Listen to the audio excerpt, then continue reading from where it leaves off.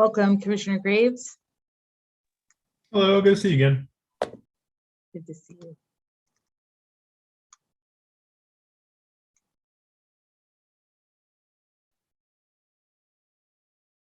Sean, this is Sasha, the Spanish interpreter, if you want to switch me over. Thank you so much. You're welcome.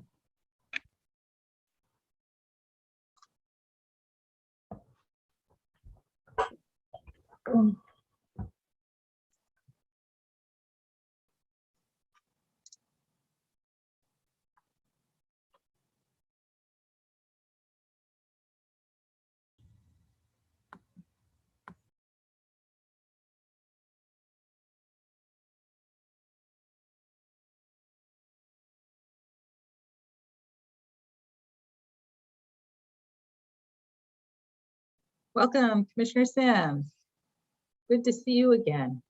Nice to see you again too, and so soon. It's been too long.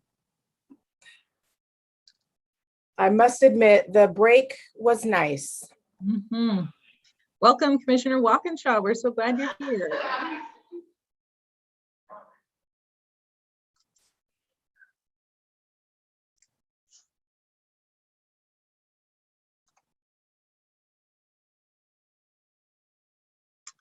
Good evening, everyone. I'm Sarah Augustine, Chair of the Washington State Redistricting Commission. I would like to welcome all of you to this public outreach meeting, the 8th one of this 2021 redistricting cycle. The topic of discussion tonight is Congressional District 10 and the legislative districts included within the 10th district. I'll have more to say about that later, but first, let's kick things off with a video message from the commissioners. Maria?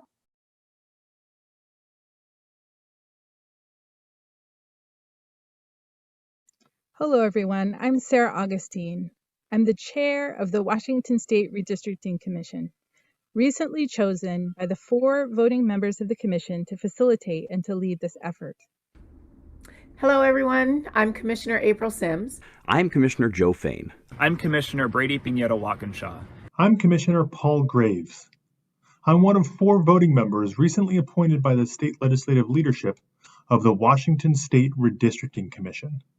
Once a decade, we redraw our congressional and state legislative district boundaries using data the Census Bureau collected last year, reflecting changes made to the population in the last 10 years. States across the nation handle redistricting in different ways.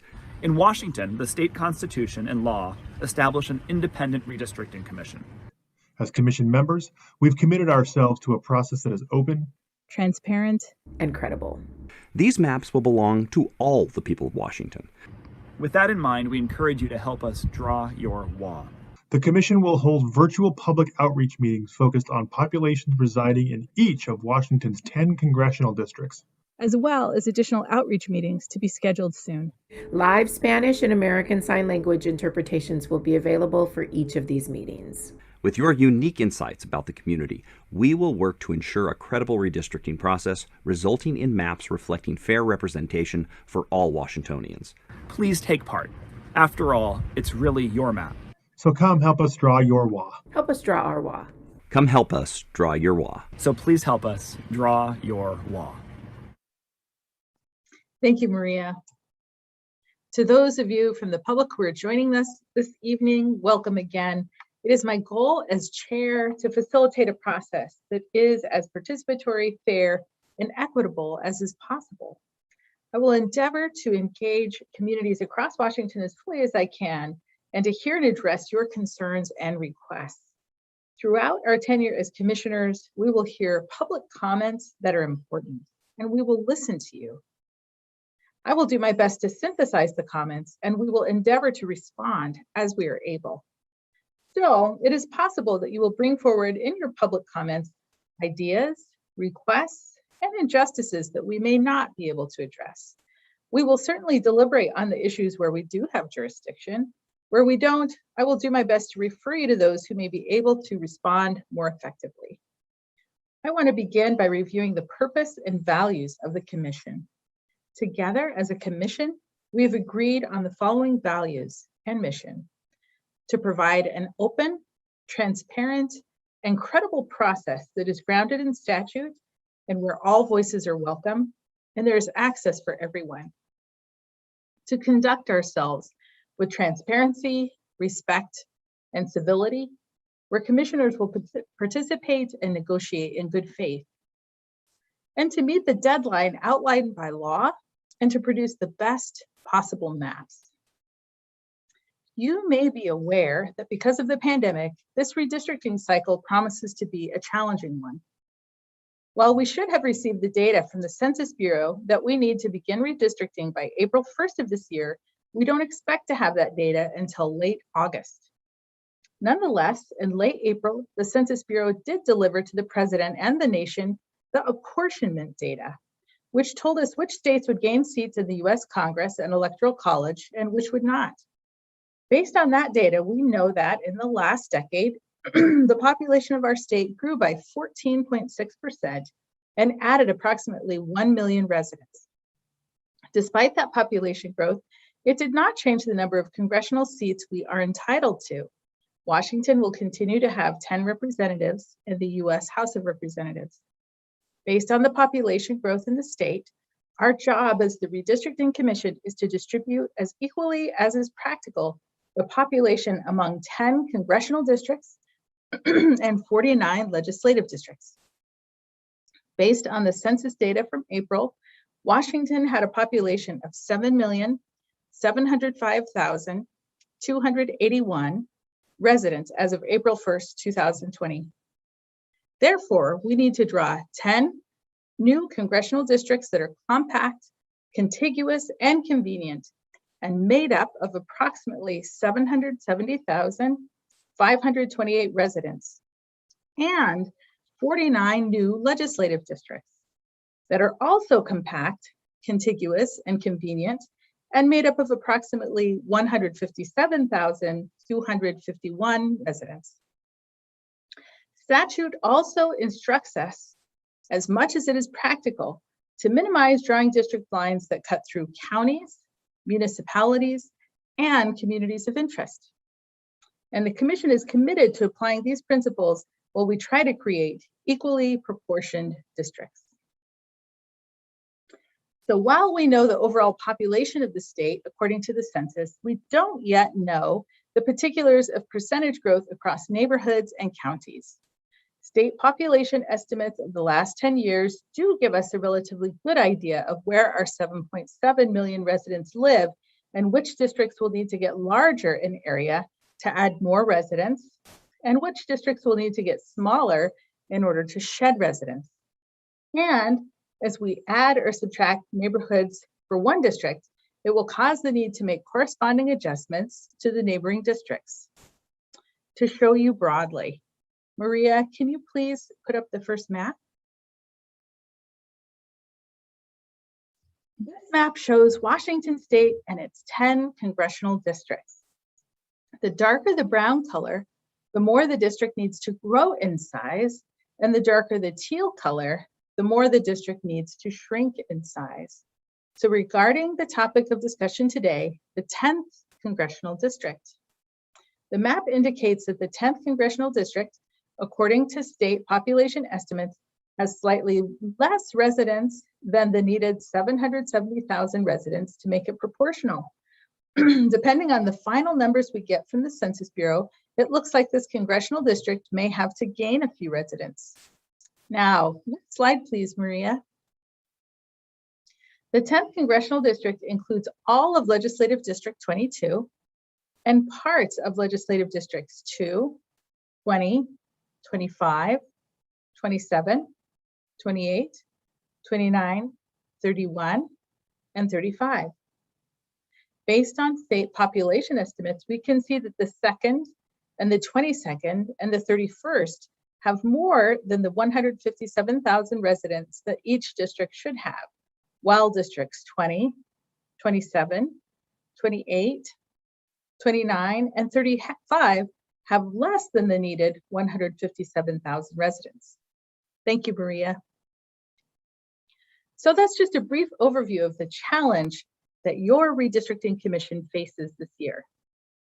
In essence, commissioners have to create a new puzzle out of the state and the puzzle pieces have to contain nearly exactly the same population. As we make one puzzle piece smaller, its adjacent puzzle pieces will need to absorb those additional areas, meaning that every time a boundary is moved, it creates a cascade of changes in surrounding districts.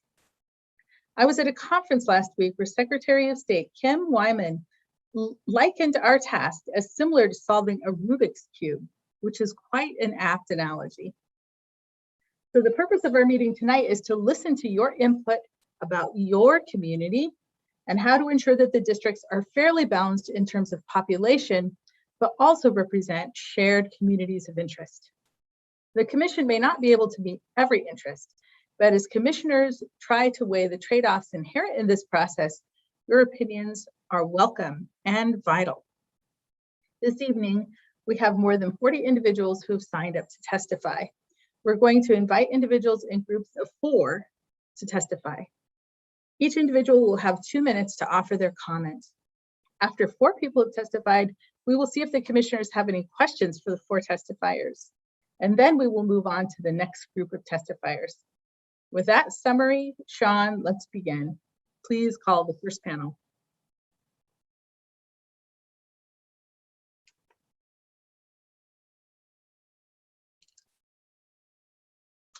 Sean, your audio is down. I apologize for that, Chair. We will begin with Janie Hitchen, Roxy Giddings, Julian Wheeler, and Senator Steve Conway. Janie, if you can begin your testimony by turning on your video, unmuting, and starting. Welcome.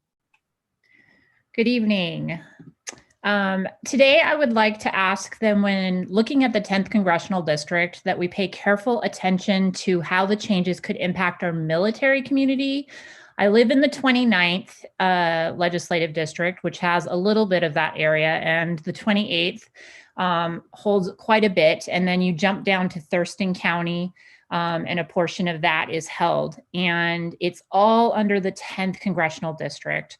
And right now, the majority of our base and Veterans Hospital and community partners that work directly with the military are predominantly in the 10th district boundaries. Though I'm not sure how far in one direction or other the lines can move, keeping our military community together makes a great deal of sense when it comes to advocacy. Our communities which serve our active duty, retired to a new career, and veterans that live within the 10th district work together to support this unique community and their special needs. And they've done a lot of work, and I want to keep supporting that. And I think if we were to break that up, it would be a challenge to continue to do that good work. I can't see how you could redraw the map where any of these key areas like DuPont, Lacey, and Lakewood would not be in the same congressional district as our base. However, I don't exactly know how those lines get chosen. So being able to provide this information and just say that having our military families and the supports for them in the same congressional district allows us to put them under the same umbrella at the congressional level and allows the communities that support them to work together as a whole unit. Thank you. Thank you. We appreciate your comments. Sean, if you'd please call the next speaker. Absolutely. I see Roxy, your camera is on. It looks like they are trying to work something out. So we will move on to Julian Wheeler. If you can turn on your video and begin your testimony.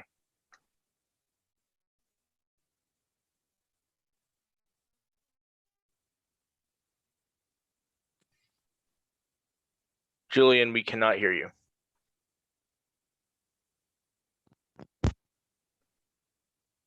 Julian. Yeah, there we go. Thank you so much. Yes, we can hear you. Oh, you can. Okay. I guess I have to unplug my headphone in order to get my voice to work here.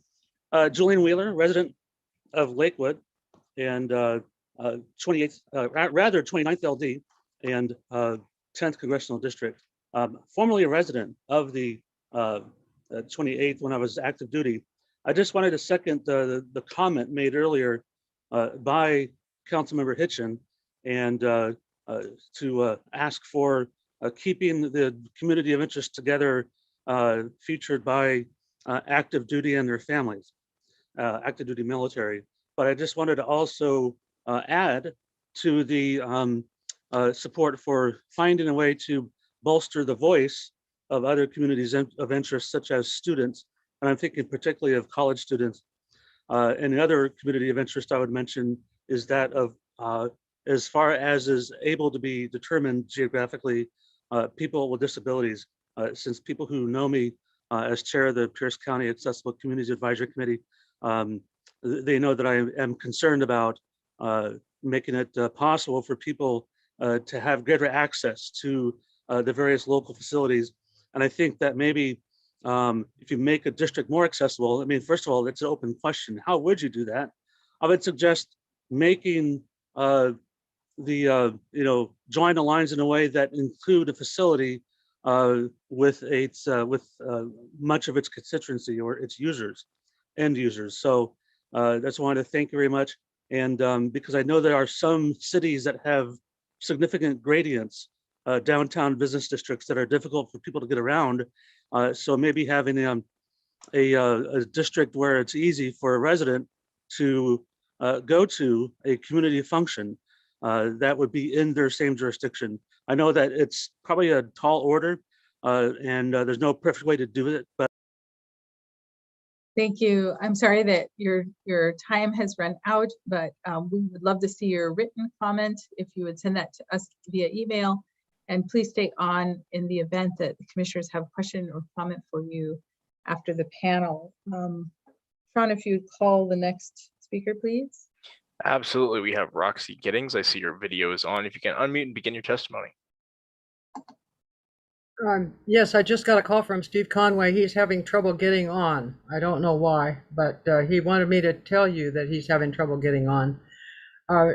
I wanted to say that the Parkland area out here next to McCord on the east side has been split into 3 pieces, and we're having a terrible time with the representation because we have too many people. And so, our area is growing, and we need to be put into the Parkland area again and not split up. So, and we connect with Spanaway and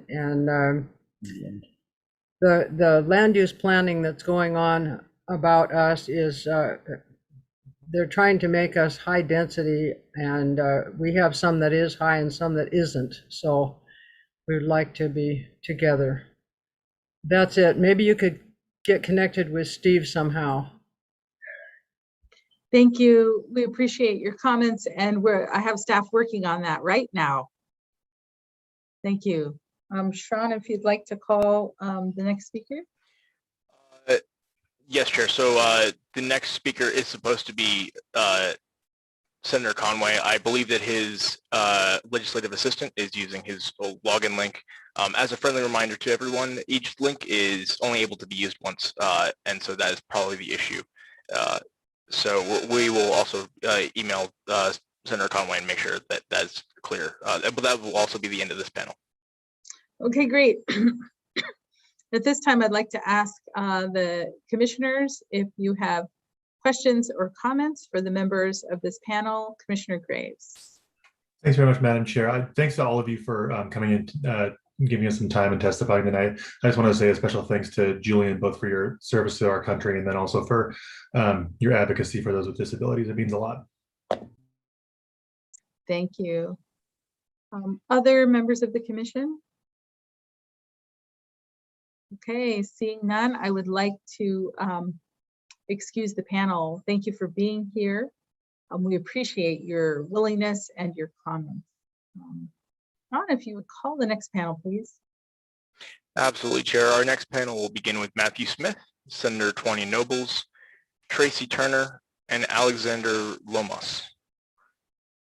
Matthew, if you can begin your testimony.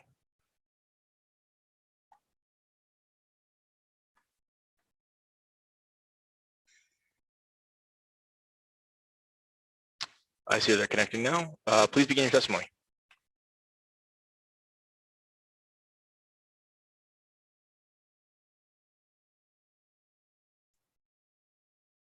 If Matthew is not there, we will move on. Oh, there we go. I see you. If you can begin your testimony by unmuting. There we go. Thank you. Welcome. All right. There we go. Good evening, everybody. First of all, I'd like to thank each and every one of the commissioners for taking the job. This is a very arduous mission for you, and I look forward to seeing the new lines that we're going to draw. So it seems like in the 10th congressional district, being surrounded by the 6th and the 3rd, that the 6th and the 3rd are going to absorb some of the 10th, since it needs to shrink a little bit.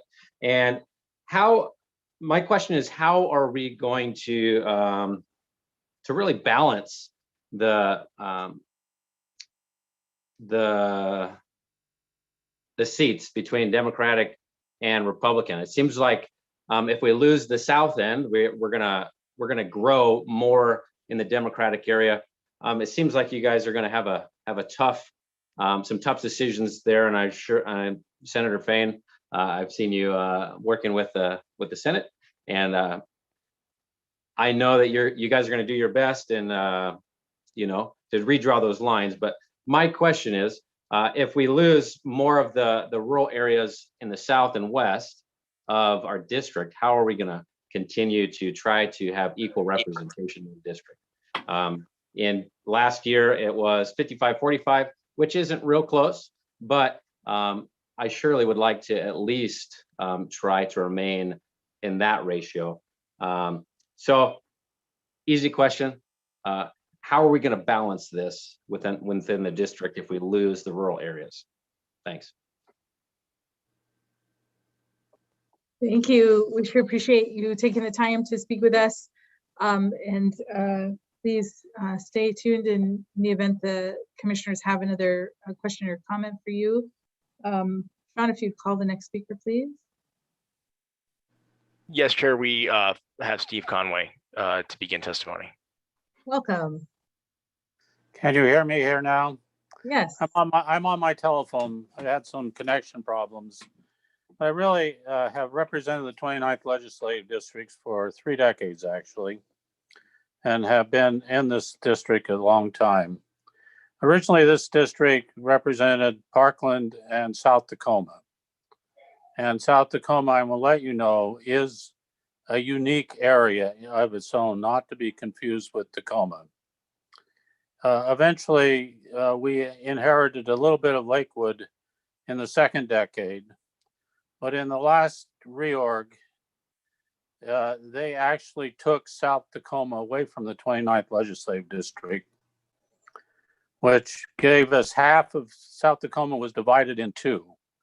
And I think that violates the state law, or at least the guidance that the Redistricting Commission has in trying to retain interested areas. They also divided up another area that we represented forever, Parkland. They drew the line, and half of Parkland was on one side of Pacific. On the other side of the Pacific was the 29th legislative district. That, to me, is really, I'm hoping that this Redistricting Commission will pay a little bit more emphasis on communities of interest. It doesn't make sense for the 29th district to, be partly representing these areas when we should be actually representing them as a whole. The foundation of the 29th district, probably, given the fact that we will probably have to add numbers, is basically South Tacoma, Parkland, and Spanaway. And I can't help but feel that efforts in the last redistricting, they paid no emphasis on communities of interest. And the law says very clearly that the commission needs to do that. And I'm sorry that your time has lapsed, but we're thankful that you're here. And please stay through the end of this panel. Sean, if you'd call the next speaker, please. Absolutely, Chair. Alexander Lomos, if you can begin your testimony. Yes, your video is on. Yeah, I would like to mention Alex couldn't be here tonight, so he called me to speak for him a little bit. But I think one of the concerns he'd like me to bring up, and first of all, I'd like to second a lot of what Steve said. There is a really tight-knit community between Parkland and South Tacoma and Spanaway, and that does need to be brought together. So I'd like to second that. But then I'd also like to mention, if we are going to have to shrink the district a little bit, I think there's a really close community between a lot of the north and the west of the 10th that I don't necessarily see with the south. I understand the concerns about wanting partisan balance and not wanting to mess any of that up. But there is, as Mr. Conway spoke to, there are communities of interest that you need to be keeping together. And I think we see communities of interest in the north part of the 10th, like if you took off more of the north and split away some of the South Tacoma from the district. I see those as communities of interest that would be being broken up that are really tight knit. You saw the mayor of Tacoma, or the former mayor of Tacoma, Marilyn Strickland, be elected to represent the 10th. And she, as the mayor of Tacoma, she represented more of that northern, northeastern area. And so I think there's a really tight connection there. And honestly, I don't think that a lot of members of the 10th would feel fairly represented by being in the 9th. A lot of those in North Tacoma, they see themselves as not out of any disrespect to the 9th, but as a different community and just a different group of interest. Thank you. We sure appreciate your comment and your willingness to join us this evening. John, if you'd call the last member of this panel, please. Absolutely, Chair. Before we move on, can I get the last speaker's name for the record? I know that you signed in for someone else. Yes. Yeah. Can I get your name for the record? Yeah, I didn't realize you were talking about me. Brett Anton. Thank you so much. BRETTANTON. Thank you so much. And then for the last individual of this, we will go to Tracy Turner. Welcome. Yeah, I am Tracy Turner, and I'm in the 9th district with the Gene Robinson. And, you know, my concern is for people, because I have IDD, people with disabilities, you know, if we, I think we need to not have, you know, I would like to see if I can stay in the, you know, have the 39th district, because the neighborhood that I'm in is close to community, but we need to have like, you know, to have, you know, if we could stay in the same district, but not, you know, divide us. And that, you know, that's just my concern. And thank you for letting me come tonight. Thank you very much. We appreciate your words. Thank you for taking the time to be here. And yes. Sean, it looks like you're going to add a person to this panel. Is that right? Yes, Chair. Originally, we had the 4 individuals, and then we're trying to get back to Senator Conway, and now we will go to Senator Nobles. You can begin your testimony. Thank you. It's so great to be here tonight, and thank you all for your work, making sure that we equitably create the new 10th. I do want to just amplify some of the comments that have already been made to make sure that we think about our military families and our military community, and also that we are considering our communities of interest, that we are thinking about our cultural groups and doing our very best to keep those groups together. Everything else that I could think about has been shared in previous testimony. But again, thank you all for taking on this task and for your hard work and dedication, and just for listening to the community tonight. Thank you. We really appreciate you taking the time to be here. So at this point, I'd like to ask the members of the commission if you have questions or comments for the members of this panel. Seeing none, I would like to thank the members of the panel for choosing to be here, taking the time to be with us tonight. Thank you for your words, and you're excused. And Sean, if you would please call the next panel. Absolutely, Chair. We are going to begin with Michael Brenstetter, Elizabeth Scott, Leroy Parkins, Francis Blair. Michael, if you can turn on your video and begin your testimony.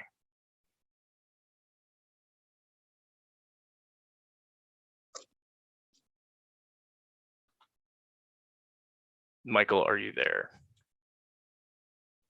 Certainly hope so. We can hear you and see you. If you can point your camera a little bit lower, we'll be able to see you better, and you can begin your testimony. Thank you.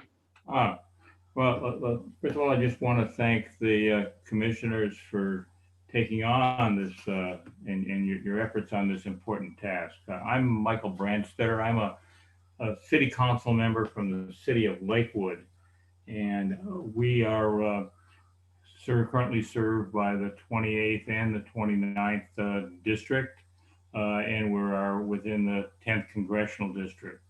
I would say that with respect to the 10th Congressional District, I would echo the comments about one of the commonalities of citizens up and down has to do with the relationship with JBLM.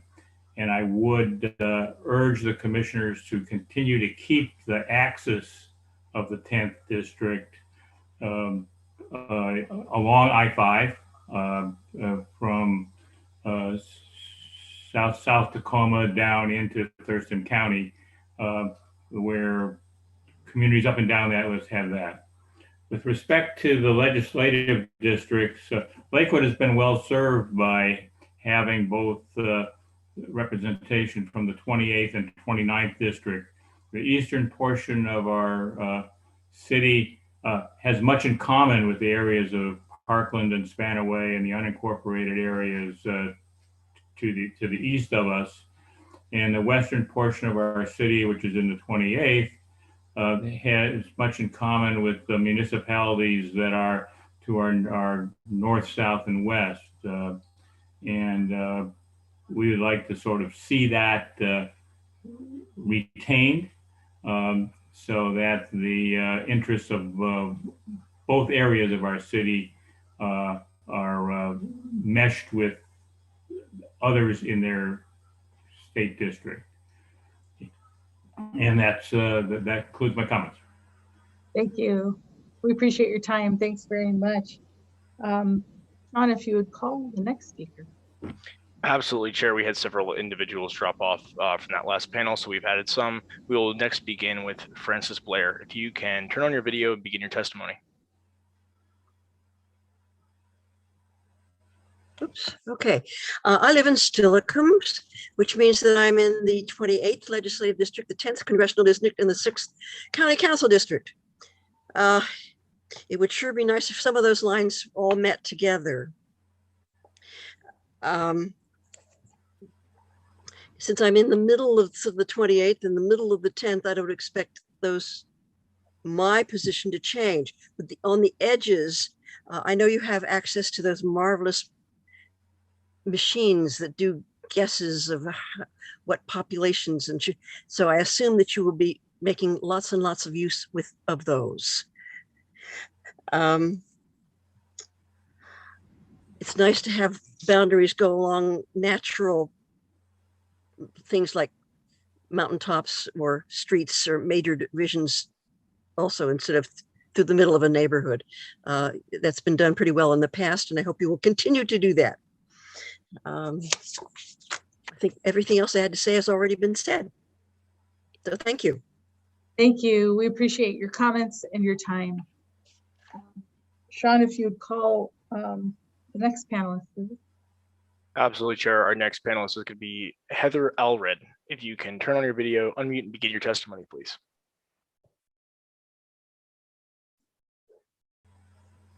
All right. Can you hear me? Yes, okay. Welcome. Thank you. All right. So basically, I think I might have a different perspective from what I've been hearing is the only lines I'm afraid of is if they're weird and wonky. I've seen some other states do things that I do not approve of. I've looked at Washington's past, and everything seems pretty like a pretty normal grouping, and I'm pretty happy. So I hear a lot of people saying, oh, we want to stay in our group. Well, sometimes the time is right to make new friends. I just don't want to, I'll be disappointed if I see some weird lines. That's basically what I'm watching for and won't be happy with. So thank you. Thank you. We appreciate your time and your comments. So Sean, does that conclude this panel? We have one more chair. Oh, great. All right, terrific. Thank you. John Phoebus, if you can turn on your video and begin your testimony, please. There we go. Hello. I appreciate the opportunity to comment on this redistricting of the 10th. I am a resident of South Hill in the 10th Congressional District and the 25th Legislative District. On a personal level, I am 1 block away from the 8th. So I got moved from the 8th to the 10th just by 1 block. I want to specifically draw your attention to the east boundary of the 10th District. The 25th and the western edge of the 35th District were moved from the 8th District into the 10th. This resulted in our suburban votes being diluted by the urban populations of Olympia and Tacoma. And the results of this dilution was evidenced by the fact that a Republican candidate was not on the final ballot of the 2010 November election for the 10th District. So please reconsider redrawing the eastern boundary of the 10th so that these 2 growing suburban population centers can be moved back in the 8th District where we have been before 2010. Thank you. Thank you. We appreciate your time and your comments. And so I believe that concludes this panel. And so I'd like to ask the commissioners if you have questions or comments for the folks on this panel. Okay, seeing none. Thank you for coming and spending some of your time with us this evening. We appreciate your comments, and you're excused, members of the panel. And Ron, if you would please call the next panel. Absolutely, Chair. We're going to have Daryl McAfee, Andrew No, Jim Lazar, and Jimmy Farmer. If we can begin with Daryl. Thank you. It's McCarty. Yeah, my name is Daryl McCarty. I am military, retired, and I'm going to echo the comments made several times that in as much as you can, and I have been on the redistricting committee for our county twice in the last 20 years. I know it's tough, but the military is a community of interest because having walked the streets and walked the walk, there are times when that one member of a family is deployed and the others are scared. And there are times when health crisis hits, and I don't mean a COVID, I mean other kinds of crisis.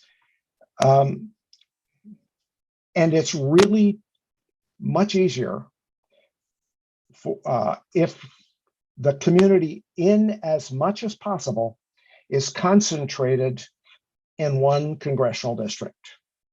I'd also make that point for the legislative districts.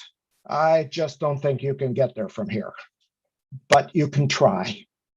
But the 10th, for example, however the draw the lines, you may have to move them in a little bit from the north, but it should include the McCord, Fort Lewis. I'm old school, sorry guys. McCord, Fort Lewis, and the stuff south of the fort, underneath the fort, between the fort boundaries, say, and Lacey, and over to Lakewood, and all the way, using basically Madigan General as the middle point and drawing a circle. I know you can't do that, but like that. And I think at Okay, thank you. I'm sorry, your time has elapsed, but please stay tuned, and perhaps commissioners will have questions or comments. Sean, if you'd call the next speaker, please. Yes, I see Jim Lazar. If you can begin your testimony, please. Thank you, and thank you for having me.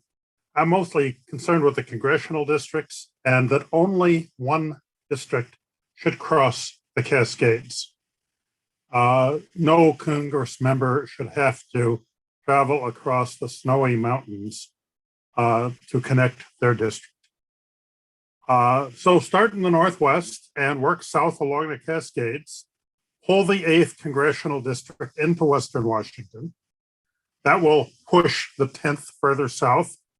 The 3rd will be the only district to cross the Cascades. It currently, it goes into Skamania and Klickitat County. Now it will go further east, but there's no snowy mountains to cross there. There is the Columbia Gorge. I think that will still enable you to keep communities together. I'm not sure that Chelan and Kittitas County particularly enjoy being represented by a Western Washington person anyway. Finally, I live in the 22nd district. I'm a little concerned about the shape of the little weird hook at the south end of the 35th legislative district that hooks around Tumwater and comes and picks up my neighbors just a couple of blocks away and puts them in a district with Kitsap County. I hope that the 35th can be made a little bit more rectangular than it is now. But my real focus is that only one congressional district should cross the Cascades. 10 years ago, the commission offices were next door to my office and what was then the 1063 building. I enjoyed chatting with the commissioners then. It's nice to be able to see the commissioners now, but it's not quite the same. Thank you very much. We sure appreciate your testimony. Sean, if you'd call the next speaker, please. Absolutely, Chair. Our next speaker will be Andrew. If I see your video, if you can unmute and begin your testimony. Thank you. Sorry, just no testimony to add or anything else. Just here to listen. Thank you. Thank you. We appreciate you being here. Sean, if you'd like to call the next speaker. Chair, that will be the end of this panel.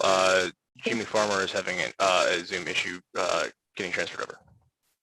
Terrific. So I want to ask the commissioners at this point if you have questions or comments for the folks on this panel. All right, seeing none, I'd like to thank the folks who testified. We sure appreciated you coming to be here with us. You're excused at this point. And Sean, if you'd call the next panel, please. Absolutely, Chair.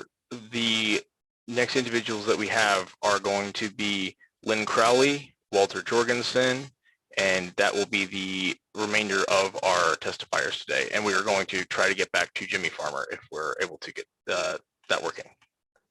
Great, thank you, Sean. We can start with Lynn Crowley.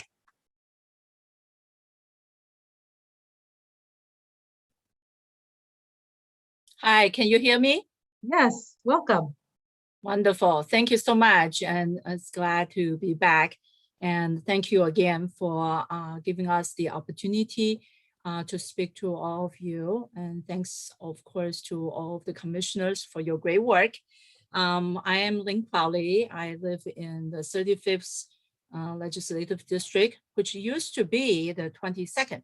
So one of the things that I have the comments for today is similar to what the gentleman that spoke earlier, I think it's Jim Lazar, who have talked about possibly having some of those lines to be drawn. So it follows some kind of natural boundary, such as Young Highway, for example, on the southeast side of Olympia. Right now, it's drawn in such a way that it seems like they are being separated in a very unusual way. I'm not quite sure why that happened. So I like to see that being considered this time. And then I also wanted to speak about the top portion of the Congressional District's 10s, which really should consider maybe including more of the Nisqually area, because that will help I think, community of color, including Native Americans, all of that, to be within this district.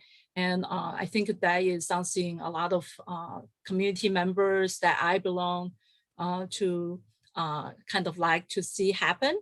And I wanted to voice that interest to all of you.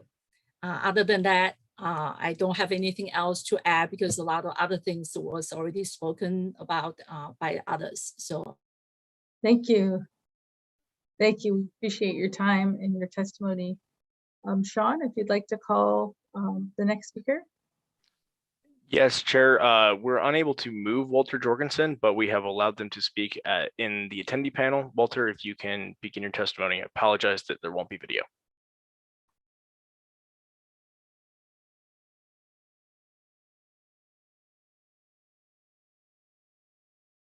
Walter, are you able to begin your testimony?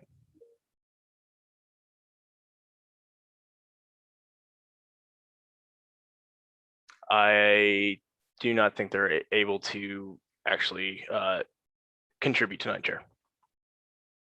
So that will be the last person who is signed up to testify is in the meeting and has not testified. Okay. All right. Thank you. So I will ask the commissioners then if you have questions or comments for Ms. Crowley. Okay, seeing none, I would like to excuse you and thank you for taking the time to meet with us this evening. We appreciate it. All right, terrific. And you are excused. And I want to ask the commissioners if you would like to make concluding remarks to this meeting this evening.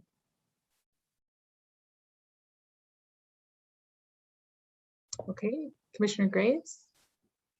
Well, thanks everybody for showing up this evening, taking some of your time to come talk about maps and especially the communities of interest that matter to you. I thought it was really helpful testimony. I know we're all a little bit frustrated that we don't have the official data, so we can't have particular maps you're commenting on, but I can assure you that we're listening and we care deeply about what you said tonight. We'll take it into account. And I'm especially grateful for the testifier who said that it might be a good time to make new friends, because that might be a good slogan for this commission and for all of us more generally this summer. Thank you, Commissioner Graves. Commissioner Walkinshaw? I want to echo Commissioner Graves' comments. Thank you all so much for putting the time into coming out this evening and for sharing your insights. This is extraordinarily helpful as we bring on this input and begin to move toward drawing the maps for the congressional and legislative districts. Great, thank you, Commissioner Walkinshaw. Commissioner Sims? Yeah, just adding to the appreciation tonight. I'm a lifelong resident of the City of Destiny, and so I deeply appreciate my neighbors and community members providing comment tonight. I really want the public to know that the context that you shared along with the census data will provide direction for our work ahead. So deep appreciation for everyone for making the time, being flexible with the schedule change, and coming out tonight to provide testimony. Thank you. Thank you. And Commissioner Fain? Thank you. Also, just a thank you to everyone. It's, no part of the state is easy to draw, but there are some that are definitely harder than others. And I think the community that we talked about today has a lot of complexity in that there are a lot of tight urban areas that bleed into both rural and suburban areas without much warning. And so communities of interest find themselves pulled into other communities that they don't feel that natural connection to, just as the requirement to make sure those populations of each district are equalized as much as possible. But I also appreciate my colleague bringing up the quote of the night, which maybe it's time to make new friends. So great comments tonight. And again, encourage everyone to go online and fill out the draft maps and mapping tool that we have available there here in the next few days. Thank you, Commissioner Fain. I want to applaud the commissioners for your diligence and your commitment to your communities and to the state. And I want to assure members of the public who are here, it's a privilege to get to interact with your voting commissioners each day and week, and each one of them is doing their best, using all of their energy and creativity and wisdom. They're putting those things to this task. And so I just want to assure you that this is a terrific commission, and I appreciate all of these commissioners. Thank you for being here. Thank you for being flexible and for being here this evening and all that you give to the commission. I also want to acknowledge the commission staff and all that you do to make these public meetings happen, and especially for all of the outreach efforts that have gone on. I would like to acknowledge our interpreters this evening, both Spanish language interpreters and American Sign Language interpreters that help us to keep our commitments to the public. And finally, I'd like to thank the port reporter who is helping us with the record this evening. And with that, I just call the meeting to a close. Thank